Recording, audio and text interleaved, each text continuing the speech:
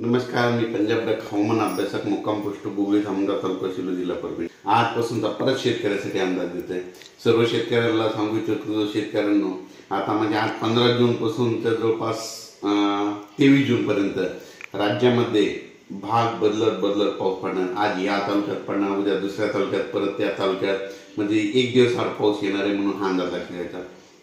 आणि परत एक सांगू इच्छितो, राज्यात सांगायचं झालं तर हा पाऊस मध्ये जवळपास पूर्व विदर्भ, पश्चिमी विदर्भ, दक्षिण महाराष्ट्र, उत्तर महाराष्ट्र, कोकण पट्टी, खानदेश, मराठवाडा सगळीकडेच काय होणार आहे, भाग बदलत पडणार आहे म्हणून हा अंदाज लक्षात येतो। एकंदरीत परिस्थिती बघितली तर राज्यामध्ये काय झालं, पाऊस सुरू आहे पण सर्वदूरचा पाऊस नाही। पण सर्व शेतकऱ्याला सांगू इच्छितो, हा पाऊस सर्वदूर पडणारा नाही, भाग बदलत पडणार आहे।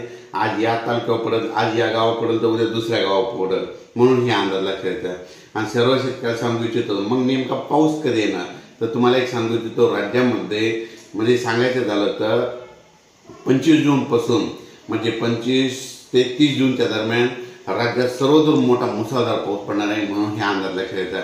पण त्याआधी तुम्हाला एक सांगू इच्छितो, राज्यामध्ये 15 जून पासून ते जवळपास 23-24 जून पर्यंत भाग बदलतच पाऊस पडणार आहे म्हणून हे अंदाज लक्षात येतात। सांगायचं झालं तर म्हणजे नंदुरबार जिल्ह्यात देखील पाऊस म्हणजे भाग बदलत पडणार आहे, जळगाव जिल्ह्यात भाग बदलत पडणार आहे, नाशिक जिल्ह्यात भाग बदलत पडणार आहे, बुलढाणा जिल्ह्यात भाग बदलत पडणार आहे, अकोल्याकडे तसंच पडणार आहे, अमरावतीकडे तसंच पडणार आहे, वाशिमकडे पडणार आहे, हिंगोलीकडे, नांदेडकडे सगळीकडेच भाग बदलत पाऊस पडणार आहे।